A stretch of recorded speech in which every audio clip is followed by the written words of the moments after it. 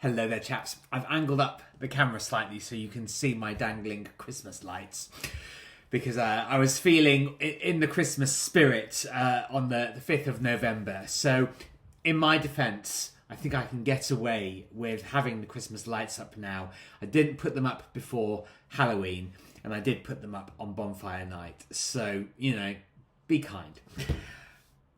I've been back in the village where I spent most of my childhood for just over 2 years now. And one of the things that you realise as you get older, that there are certain sacrifices that we make. And one of them is perhaps that things aren't quite as convenient, because I was in London for almost a quarter of a century. And one of the things that was brilliant particularly about where I lived, I was very, very lucky because I was right in the centre of London before all of the madness and the protests and the sirens and the litter and everything took over the whole place. And it was a fantastic place to live because I could walk to several major supermarkets. There were all the shops in the centre of London. There were the parks, all the different areas that I could walk to, and museums and art galleries. It was very, very exciting for the first 10 years, I would say. But basically, post-financial crash, it became a bit ridiculous. Now, the thing is, I realised I'm not saying this in a gloating kind of way. I'm really not. But I got out literally at the last minute. I was really, really lucky because the lady that bought my flat off me, less than 2 years of living there, she's put it back on the market. And the thing is, the flats aren't selling. It's just no, you just can't get rid of them, and people are having to slash their prices. And the thing is, for the briefest of moments, I did sort of feel a bit guilty because I thought, oh my God, this woman's taken out a mortgage and she's got this flat that she can't sell. And the thing is, she's got it on a price that it won't sell at. Because the thing is, my parents, they have a flat in the same building, which they're offloading, in fact, in part to pay for the house that they're going to be buying in this very village, so going to be migrating back up north. But I feel really sorry for this woman because she's, even at the price it's listed at, she's selling it at less than she bought it for, So, I mean, it's a really, really drastic situation, and I do realise I made a very, very lucky escape, and this fantastic place that I've got here now happened to come up for a pretty unusual circumstances, not quite unique circumstances, but obviously not driving, which I don't. One of the things that I have to use now, that I rely on, rather than it being an optional extra, is public transport. And the thing is, I've rejoined the gym in Sheffield and I need the bus to get there. Now, unfortunately, the bus routes that I need to take is not the most reliable of bus routes. But, I mean, there are alternatives. But, first world problems, it does make everything slightly more complicated, slightly more cumbersome. But you have to balance out all of the things in your life and look at the majority of what you're actually doing on a day-to-day basis and accepting that that is your life and that most of it is plain sailing and positive and good. But there are always these... There are things that can niggle at you, that can be really frustrating, that you really want to get on with stuff and that you're relying on other services, other people, whatever. But I took a really long walk yesterday, and this is what's got me into thinking about sacrifices and and convenience. But I walked over to the village that I first lived in this area, and spent the first 6.5 years of my life there. And I've been wanting to walk over for quite a long time. It was 2 hours each way, almost 26,000 steps. And I take metre-long strides when I walk. So for the majority of people, this will be at least 30 to 35,000 steps.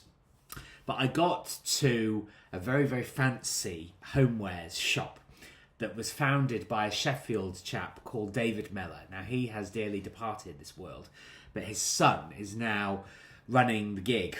And when I was buying my brownie and my coffee in the cafe that's attached to the cutlery and homewares showroom, I noticed that, and I automatically, actually, I did pick out my card from my wallet, but I was paying, and I noticed there was a little inscription by the till saying, "Oh, we're no longer accepting cash payments because of the charges that are levied on us." That sounds like bullshit to me.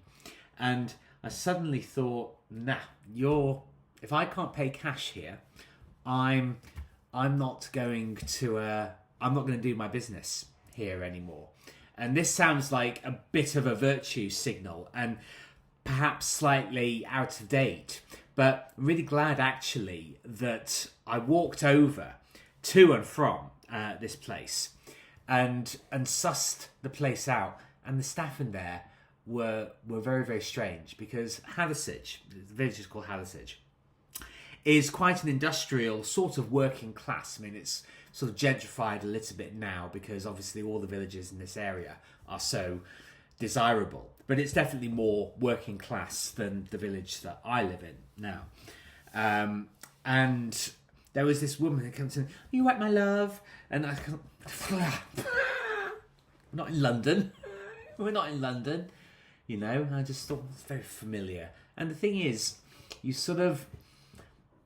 what you start to notice, if you are paying attention, is how homogenized absolutely everything is. One of the really nice things actually about being back up here are proper regional accents and people just talking in a more low-key kind of way. And when you go into, and to be fair, David Mellor, it's kind of a bit of a, not down south, but it's sort of a designer kind of brand kind of thing up here in the north. If you live in any of the sort of cities around here, you'll have heard of David Mellor, and it's kind of like how John Lewis used to be, about a few steps above that. But the truth is that when people start to put on airs and graces, and then they start to do away with cash, and they start to try and model themselves on something that their history doesn't actually concord with, I'd think, yeah, I'm not going to frequent this place anymore.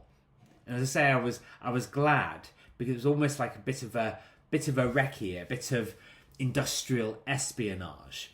And yes, finding places where they will accept cash is progressively becoming sort of more and more difficult. Cash places are sort of rarer.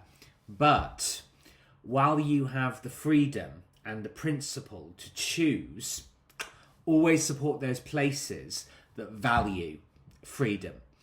Because Neil Oliver, and I hadn't actually thought about this until he'd said it, but Neil Oliver made the very good point in a podcast, which I can't remember, but basically saying that, well, freedom of speech obviously is a really important thing, but there's perhaps one thing even more crucial than the freedom to speak. Well, it's the freedom to transact.